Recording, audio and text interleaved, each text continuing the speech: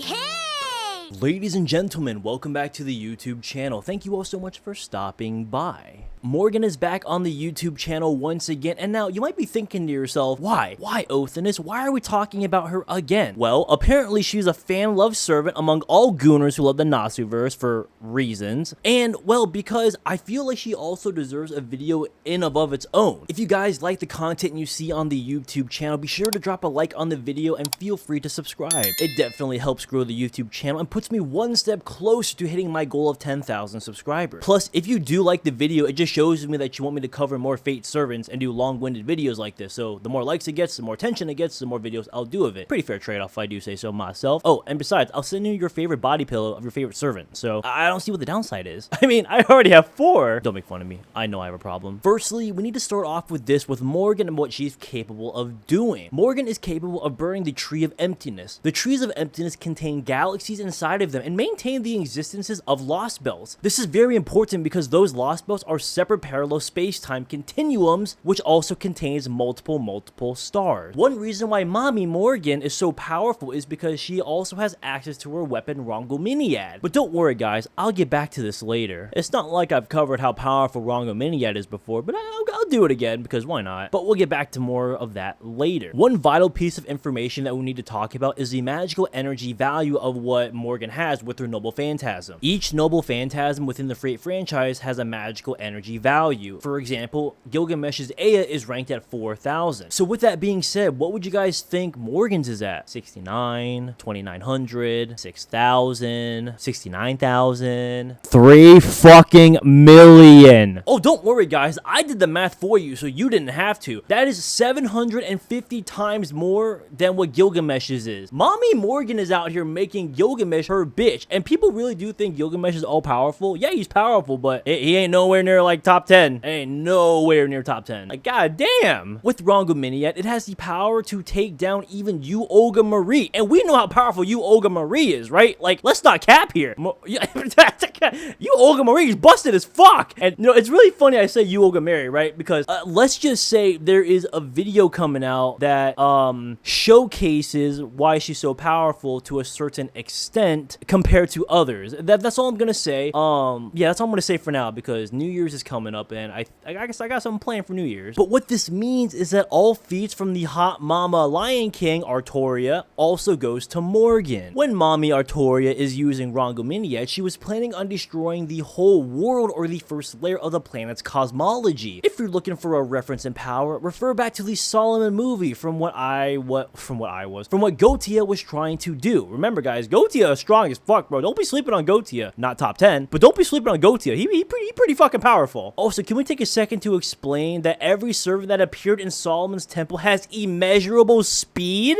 Isn't that just crazy? Like, Jeanne d'Arc Altar inherently has immeasurable speed. I just fucking can't, dude. This is fucking great. It brings tears to my eyes. Oh god, you're so beautiful. Anyways, back to Rhongomyniad. This allows the user Morgan, in this case, to be able to warp all of reality. Using Rhongomyniad, she was able to remove the outer layer of the planet, which is a universal feat. Universal, by the way. Oh, but it's just destroying the planet. It's not that strong, Othinus. Yeah, go refer to my cosmology video. Go refer to my Ort video. Really? You think Nasu's weak? I'll slap the fucking piss out of you. All I'm saying is that the people who call Fate weak are the same people who like Rent a Girlfriend in your 5 fucking garbage ass seasons. Oh yeah, I almost forgot that Rhongomyniad also allows the user to erase anything from existence. By launching Rhongomyniad, she was capable of causing gravitational collapses, thus giving her access to gravity. Well, the control of gravity, kind of. But wait, guys, we're not done talking about this god-tier spear, and that's because, well, Morgan doesn't just have one Rhongomyniad. You know, she doesn't have, 2 or 3. Nah.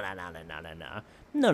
She has 12 Rhongomyniads. Morgan possesses 12 Rhongomyniad lances when it was originally thought that Da Vinci thought she only possessed 10. A prime example of this was when Castoria was able to use all 12 of those Rhongomyniads. Peak story, by the way, guys. If you haven't read Lost Belt 6, I highly recommend it. And yes, guys, I know you want me to make a video about Castoria, but according to you guys, you'd rather see a Ritsuka Fujimaru video beforehand, so I do what the people would like, and we will be going over Ritsuki Fujimaru first. First. Yeah, I don't know why the fucking stubble. Morgan has access to space-time manipulation, and she's able to travel through time, although it's limited though, but still very, very important to note. Her power output is possibly above space-time, as she was able to strike with so much power, it was able to be felt in Chaldea, which exists in the future. Her power was so strong that it breached the fucking space-time continuum and reached the future. I don't think you guys heard me. She has the power to reach the future from the past. I don't care what you fucking say. That's fucking insane. That is genuinely asinine.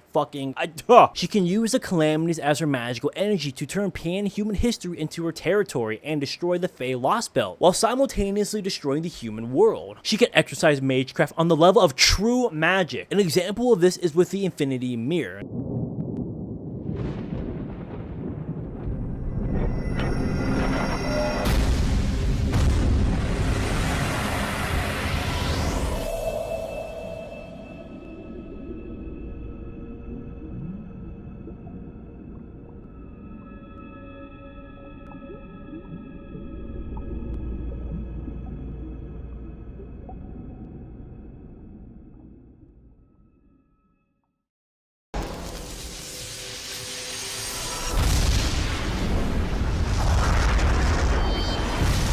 Now keep in mind, guys, you might have misheard me. Her power to use this ability comes from true magic. Again, don't forget, true magic is directly connected from reaching the root. And oh, remember this too. Her ability to use the infinite mirror can be activated anywhere at any time with no restriction. You know, the root where Void Shiki is, you know, someone who genuinely arguably solos every single verse to ever exist. Oh, wait.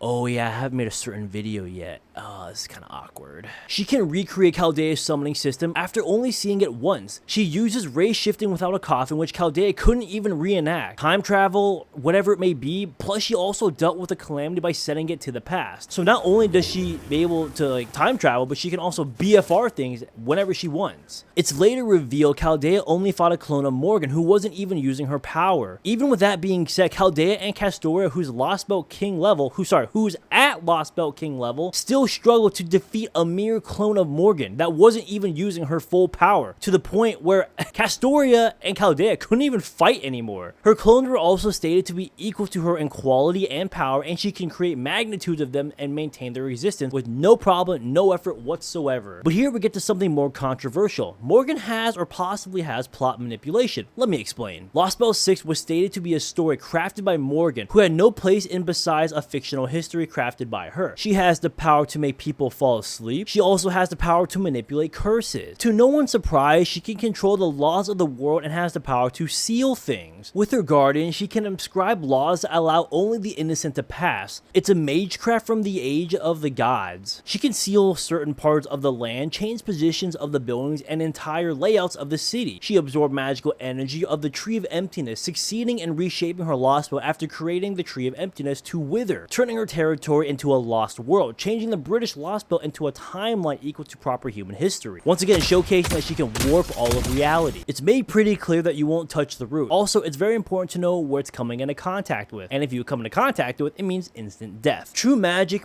or sorcery is regarded as mystery beyond magecraft and can create miracles and make the impossible possible. True magic transcends mystery itself, existing outside of human knowledge and the world, and is deeply rooted in divine providence beyond the heavens. Presumably beyond the heavens is a reference to the root. We all know about the Nasu cosmology scaling video that I did a while back. Taking that into account, I don't know if you guys really understand the power that Morgan can dish out with this attack. So let me be very clear, guys. As a fairy, this means that she can seal Merlin away and much more. Let me explain. Morgan has the power to seal anything or anyone she wants. She again can warp all of reality. She gains a higher dimensional existence, enhanced senses, the power to detect lies, and she has the power to destroy axioms. Axiom being a word that's related to anything being axiomatical, which is defined as truthful or self-evident. Fairies have divine circuits or patterns, and not normal human magical circuits, which these circuits can surpass. Basically, what I'm trying to say is that fairies are just, again, better than humans because they're just built different with the magic and circuits that they have, that they're not comparable to humans. Some fairies fell from the rank of the gods, but they're not considered genuine fairies as they derive from humanity. Distinct from genuine fairies who come from the inner sea of the planet, known as the Great Fathers or the Great Mothers, they're an existence comparable of equivalent to gods in the same sense, sense, with other types of fairies surpassing even gods, and other top-ranked fairies surpassing gods as well, but we'll talk more about that later. Unlike the gods that are not clothed in human rules or by human rules, and continue to exist whether humans believe them or not, as they don't embody human ideation but belief, unlike the regular gods. Again, let me clearly reiterate this to you guys. Morgan does have a higher dimensional existence, as they're purely transcendent and cannot be perceived by humans, again, as they're fairies. But since we are talking about the Naziverse cosmology, that would actually argue for Morgan even having a beyond dimensional existence. But this is also kind of funny, as she's also a heroic spirit, since she already is recorded through the Throne of Heroes, so you already know what that means. They exist in a realm that contains Avalon as well, they being the fairies. And don't forget how powerful Avalon is, because remember, Avalon can mend all wounds and halted a wielder's aging process. After unleashing its true name, Avalon would break into hundreds of shards, then proceed to shield the wielder from all interference. The sheath of the Holy Sword was excavated by the Ainsworth from Cornwall. It was given to Kiritsugu as a catalyst to summon King Arthur. Again, it was a noble phantasm reaching the realm of true magic. Again, as Avalon can shut out all physical interference, operation of parallel worlds, and multi-dimensional communication up to the 6th dimension, which even in its noble phantasm form, it can defend anything against, again, up to the 6th dimension, and it exists outside of parallel worlds, and the time axis only disappearing when history ends, if you can even erase history, which you can't, because the Naziverse cosmology is beyond insane. Morgan from the pan-human history wielded the authority on the level of the Great Mothers. It's left unsure whether Lost Belt Morgan has it, but we can assume that she does. As she regards to the highest ranking fairy and a special fairy, or at least that's so much of her Lost Belt, whatever, regardless, she surpasses every thing like Mirren, who also inherited the authority of the Great Mothers. Troops of the fairies of the scale are capable of reshaping the world as they see fit, and imposing their territory on anyone is the greatest mystery wielded by the fairies. The territory, for example, that Mirren imposes on anyone is the denial of strength, and can turn people all the way from level 1 as an analogy for her territory. Although because Morgan is superior in rank to a fairy, she can cancel out her territory by negating her ability. So not only can Morgan warp all of reality and use magic that connects to the root, but she can also have the power to cancel out other people's magic. Fairies are also capable of seeing through lies and seeing through people's emotions. This isn't anything on the level of Void Shiki's eyes, but hey, I mean, she got some eyes. I mean, not as good, but they're eyes. Genuinely, fairies are so mysterious that they cannot be reached through Magecraft. I did mention this earlier, but I need to talk about this again, even though we already know. Now, when I say we, I mean the people who actually know Fate. There might be a person or two who has no idea about Morgan, so I'm gonna take the time to educate them. Plus, it's a Morgan video, so of course I'm gonna make her more powerful by telling every factual piece of evidence I can. As a servant, Morgan inherently has soul manipulation, informative information manipulation, conceptual manipulation, reactive evolution, incorporeality, power absorption, and more. Plus, she has invulnerability and acausality. Again, as a heroic spirit, she has been recorded through the Throne of Heroes, so they inherently have Type 9 immortality. Plus, it's important to remember that the Throne of Heroes transcends time and space, so you already know where her speed feats are at. Morgan is a divine spirit comparable to that of a god, so you already know what that gives her, right? Type 5 acausality. You know, fuck it, I'm just gonna put it on the screen. Boom! If you couldn't already tell, she also is already an out-of-versal in terms of scaling. Oh yeah, I also forgot to mention that she also has Type 4 acausality, a higher dimensional existence, and Type 8 immortality, as gods will only die when humans stop believing in them, because again, she's on par and comparable to that of a god, which she basically is a god according to the Naziverse cosmology. Oh shit, I forgot. She also has the abilities to use the authorities, of course. The authorities are basically fate manipulation, probability manipulation, time manipulation, law manipulation, and reality warping. So to clarify everything about Mommy Morgan once again, to give her a full scale scope of where she is, these are all the hacks that she has access to. Needless to say, her resistances are also the same, plus her plot manipulation is limited, I would say, because I know I briefly touched that, but I would say it's limited plot manipulation. Yeah, not like feathering, for example, but you know, close enough. But let's go over her scaling, because you guys need to understand where Morgan truly lies. Because of her power and what can she easily do, she can easily be scaled to high 1T. This includes her physiology and her power to be very, very clear. Morgan is a powerhouse of a character, and I will say that she kind of is a glass cannon, so I'll give you guys that, but that doesn't take away from how incredible her power is. Of course, this is thanks to the Naziverse cosmology, which is fucking awesome, by the way, but of course, you know, other verses can only wish they were like the Naziverse. In any case, Morgan is a very, very powerful character. She has insane durability, she's fast as fuck, she's got amazing hack axis. She knows how to fight. She can use Rhongomyniad. She can she's just awesome. And her design is peak. There's nothing more to say. I mean, not as good as Jalters, but you know what I mean. In any case, I did ask this in a poll kind of ish, but what other servants do you want to see on the YouTube channel? I know a lot of people want to see just basically every fate servant imaginable, which would be really cool to do, which I can do if, you know, the video gets likes and everything. But I don't know. We'll just see how I'm feeling. But, you know, I like Nasu. You like Nasu. I might just make the videos anyways just to be that awesome guy, because no one talks about Nasu anymore, bro. No one does. I'm gonna be that guy. In any case, I have a good feeling that you'll like the next upcoming videos. Christmas is coming around the corner and New Year's is, and I got 2 videos planned, and I hope you guys will watch and enjoy them. So with that being said, I will catch you guys in the next video, which actually might be the Christmas video. So yeah, have a blessed day, guys. Peace.